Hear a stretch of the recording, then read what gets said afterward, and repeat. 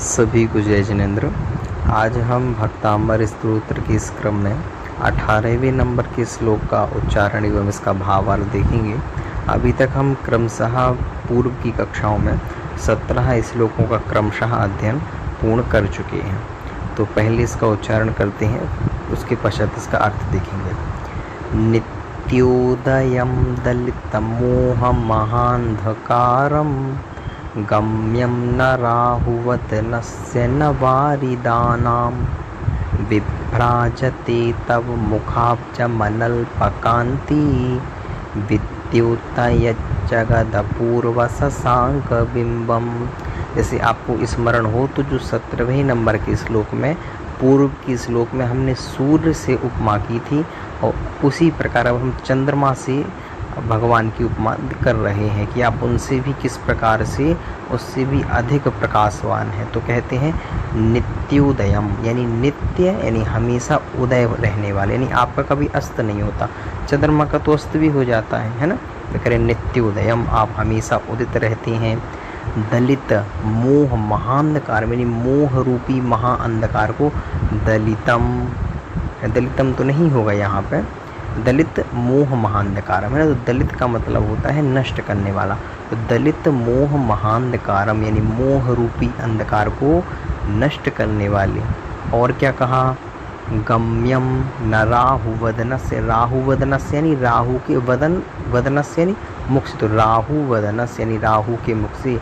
गम्यम ना यानी आप ग्रसे नहीं जाते। चंद्रमा भी सूर्य भी वो ग्रहण को प्राप्त होता है, ग्रसा जाता है, लेकिन आप तो भगवान गम्यम न राहुवदनस्य, राहुवदनस्य यानी राहु के मुख के द्वारा ना गम्यम, गम्यमान नहीं है, अथवा वह आपको ग्रस नहीं सकता।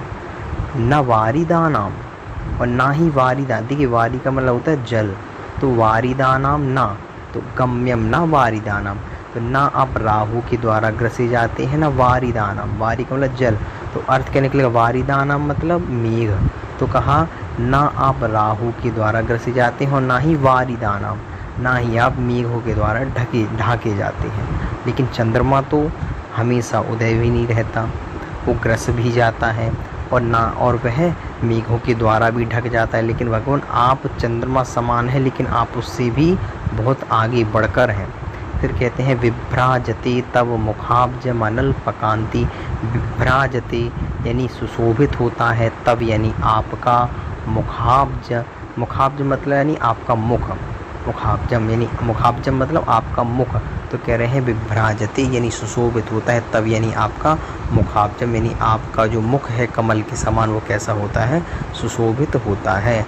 और कैसा है, अनल्पकान्ति, यानी अनल्पकांति का मतलब होता है ना अल्पकांति, यानी जिसकी कांति बहुत अधिक है, चंद्रमा से भी अधिक कांति वाला।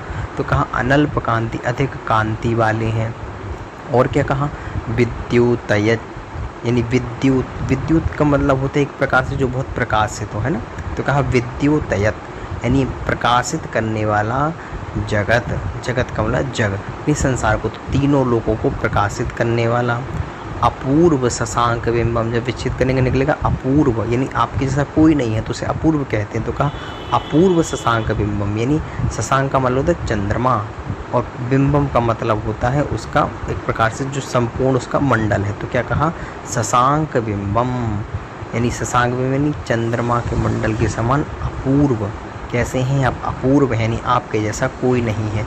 तो क्या क्या कहा, कहा आप नित्य उदय रहने वाले हैं, कभी अस्त नहीं होता। दलित मोह महाअंधकारम यानी मोह अंधकार को नष्ट करने वाले हैं। गम्यम न राहु वदनस्य, राहु के द्वारा आप ग्रसे नहीं जाते। न वारिदानाम, न आप मेघों के द्वारा ढाके जाते हैं। विभ्राजते तब मुखाब्जम, यानी आपका मुख क्या होता है, विभ्राजते यानी क्या होता है, प्रकाशित, क्या होता है, सुशोभित होता है। अनल्पकांतिम यानी ना अल्पकांति, आपकी कांति कम नहीं है, चंद्रमा तो फिर भी घटता बढ़ता है, लेकिन आप तो अनल्पकांति यानी बहुत अधिक कांति वाले हैं। विद्युतय जगत यानी आप कैसे हैं, जगत को क्या करने वाले हैं, विद्युत यानी एक प्रकार से कहें तो प्रकाशित करने वाले हैं। और क्या कहा, अपूर्व शशांक बिंबम, यानी अपूर्व का मतलब आपके जैसा कोई नहीं है, आप ऐसे शशांक बिंब हैं, मतलब आप चंद्र वाले हैं, अथवा चंद्र के समान हैं। वैसे तो आपकी यहाँ उपमा शशांक दी गई है चंद्रमा से, लेकिन आप तो चंद्रमा से भी बढ़कर हैं, क्योंकि उसमें तो यह विशेषता भी नहीं है और आप में यह विशेषता है, तो आप चंद्रमा से भी अधिक सुशोभित अथवा प्रकाश करने वाले हैं। इस प्रकार से इसका अर्थ को, इसका भावार्थ देखते हैं। हे नाथ, सदा उदय रहने वाला, मोह महात्म हरने वाला, राहु द्वारा नहीं रुकने वाला, बादलों द्वारा नहीं ढकने वाला आपका मुख चंद्रमा महाकांतिधारी एवं परम शांतिकारी अपूर्व चंद्रमा है। इस प्रकार से इसका पूर्ण अर्थ हुआ। सभी को जय जिनेंद्र।